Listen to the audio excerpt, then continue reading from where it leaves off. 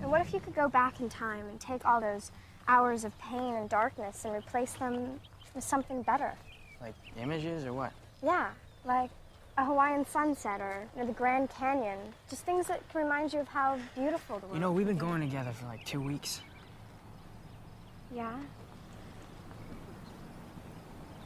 Well, You want to kiss me?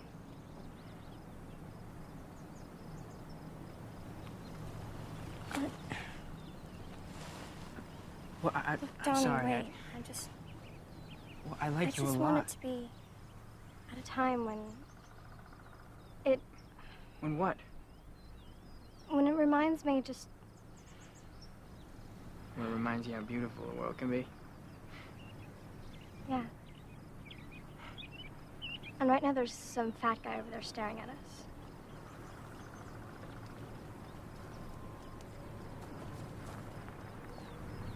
Thank you for seeing us at such late notice.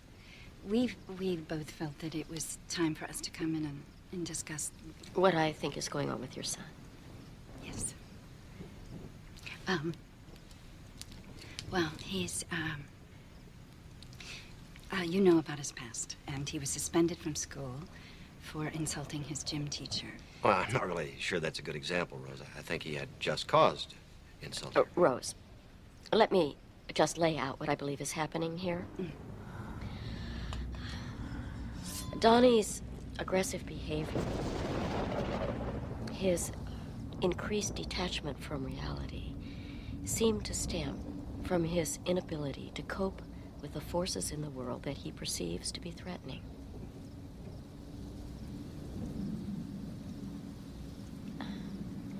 Has he ever told you about his friend Frank?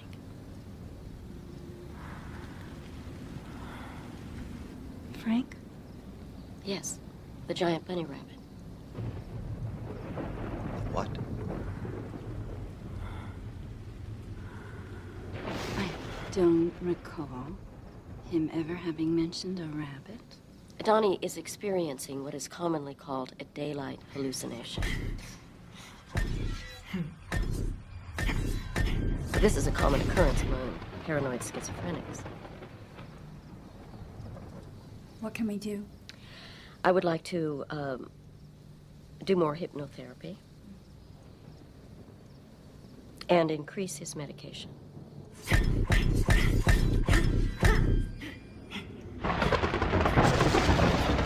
Whatever will help him, really. That's why we're here.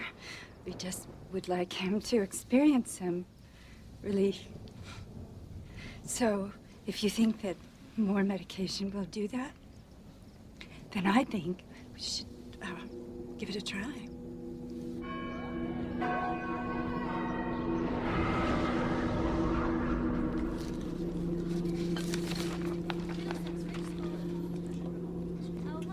Donnie Darko. Yes, I'll have it. Okay. I know.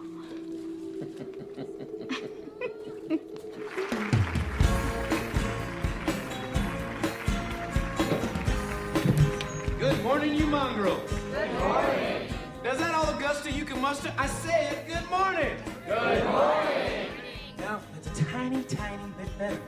But I can still sense some students out there who are actually afraid to say good morning. Good morning. Yeah, that's what I like to hear. Because entirely too many young men and women today are completely paralyzed by their fears. They surrender their bodies to the temptation and destruction of drugs, alcohol, and premarital sex. Now, I'm going to tell you a little story today. It's a heartbreakingly sad story about a young man whose life was completely destroyed by these instruments of fear. A young man searching for love in all the wrong places. His name was Frank.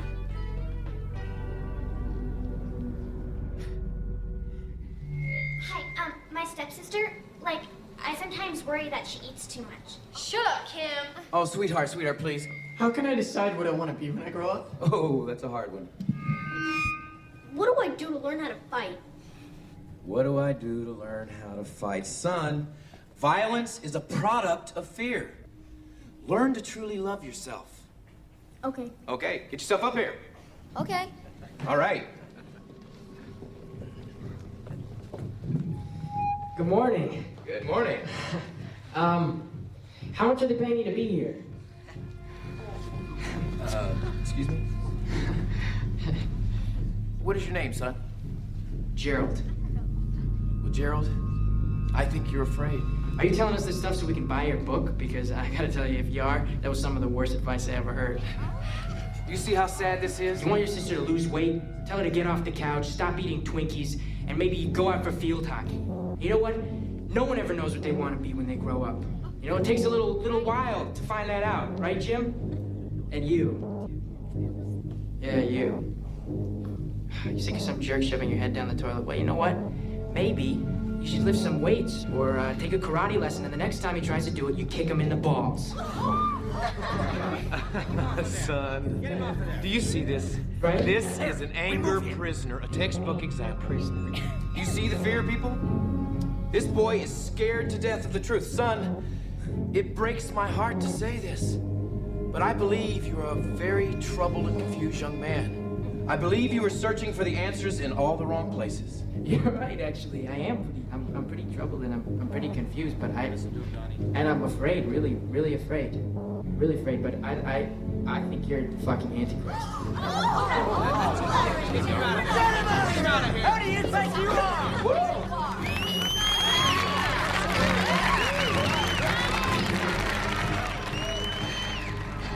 It's amazing, you know?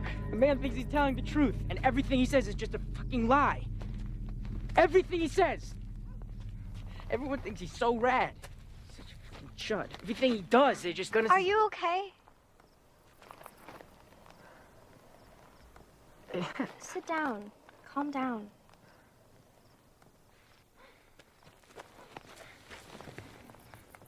You ever heard of Grandma Death? Who?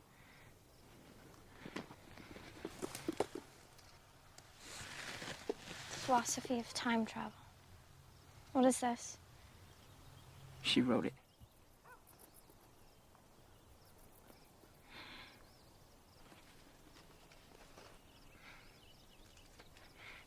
I've been seeing stuff. Like a lot of really messed up stuff. And there are chapters in that book that describe the stuff I've been seeing, and it can't just be a coincidence. Well, each vessel travels along a vector through space-time along its center of gravity. Like a spear. I beg your pardon? Like a spear that comes out of your chest. Sure, yeah. And in order for the vessel to travel through time, it's got to find a porthole, or in this case, a wormhole, or... Well, could these portals just appear anywhere, anytime? I think that's highly unlikely. No, I think what you're talking about is, an act of God. Well, if God controls time, then all time's pre-decided.